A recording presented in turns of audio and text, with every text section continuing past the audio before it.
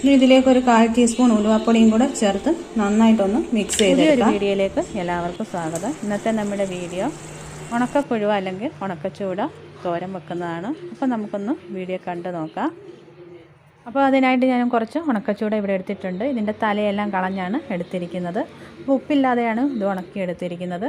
അപ്പോൾ ഇതൊരു 1/2-3/4 മണിക്കൂർ നമുക്കൊന്ന് വെള്ളത്തിൽ കുതിർക്കാനാണ്. എന്നിട്ട് നന്നായിട്ടിത് 3-4 തവണ കഴുകിയെടുക്കണം. അപ്പോൾ കഴുകിയെടുക്കുമ്പോൾ ഒന്ന് ഉപ്പിട്ട് കഴുകിയെടുക്കാൻ നോക്കണം. ഇതിൽ മണ്ണൊക്കെ പറ്റി പിടിച്ചിരിപ്പുണ്ട്, അതൊക്കെ കളയാൻ വേണ്ടിയിട്ടാണ് ഉപ്പിടുന്നത്.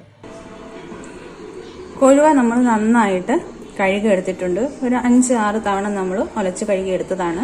ഇനി ഇത് ഈ ചട്ടിയിലേക്ക് ഇട്ട് കൊടുക്കാം. ഇനി ഇതിലേക്ക് ഇടുന്നത് കൊച്ചുള്ളി അരിഞ്ഞതാണ്, അതുകൂടെ ഇതിലേക്ക് ഇട്ട് കൊടുക്കാം. ഇനി ഇതിലേക്ക് ചേർക്കുന്നത് ഒരു ചെറിയ കഷ്ണം ഇഞ്ചി അരിഞ്ഞതും അതുപോലെ തന്നെ കുറച്ച് കറിവേപ്പിലയും കൂടാണ്, അതും ഇതിലേക്ക് ഇട്ട് കൊടുക്കാം. ഇപ്പം നമ്മുടെ ഉണക്കക്കൊഴുവ തോരൻ വെക്കാനായിട്ട് ഞാനൊരു മാങ്ങ എടുത്തിട്ടുണ്ട്. ഇതും കൂടെ നമുക്ക് ഒന്ന് തൊലി ചെത്തിയിട്ട് ചെറുതായിട്ടൊന്ന് അരിഞ്ഞെടുക്കാം. ഈ മീനിനുള്ള അരപ്പ് തയ്യാറാക്കാം. 2 ചുവന്നുള്ളി 2 വെളുത്തുള്ളി ഇട്ട് കൊടുക്കാം. 2 ഉണക്കമുളക് ഒടിച്ചിട്ട് കൊടുക്കാം. കുറച്ച് എരിവില്ലാത്ത പച്ചമുളകാണ്, അതുകൊണ്ട് ഒരു 3-4 എടുത്തിട്ടുണ്ട്. ഇതും കൂടെ ഇതിലേക്കിട്ട് ഒന്ന് ചതച്ചെടുക്കാം. ഇത് ചതച്ചെടുത്തിട്ടുണ്ട്. ഇനി ഇതിലേക്ക് തേങ്ങ ചേർത്ത് കൊടുക്കാം.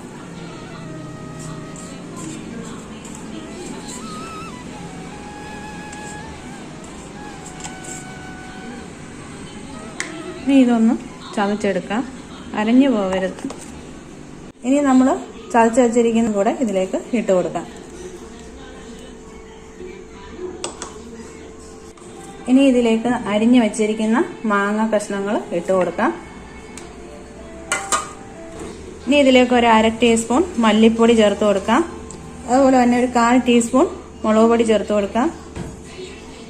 1/4 ടീസ്പൂൺ മഞ്ഞൾപ്പൊടിയും കൂടെ ചേർത്ത് കൊടുക്കാം. ഇതിലേക്ക് ആവശ്യത്തിനുള്ള ഉപ്പും ചേർത്ത് വെള്ളവും കൂടെ ഒഴിച്ച് ഒന്ന് മിക്സ് ചെയ്തെടുക്കാം.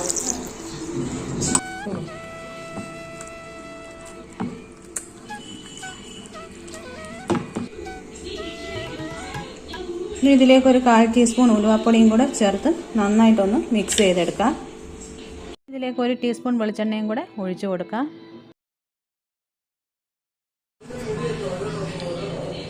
ഇനി ഇത് നമുക്കൊന്ന് വേവിച്ചെടുക്കാം. തിളച്ച് വരുന്ന സമയത്ത് നമുക്കിതൊന്ന് ഇളക്കി കൊടുക്കണം.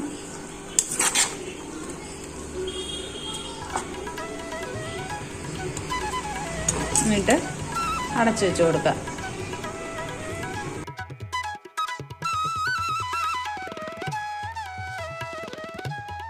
അങ്ങനെ നമ്മുടെ ഉണക്കക്കൊഴുവ റെഡി ആയിട്ടുണ്ട്.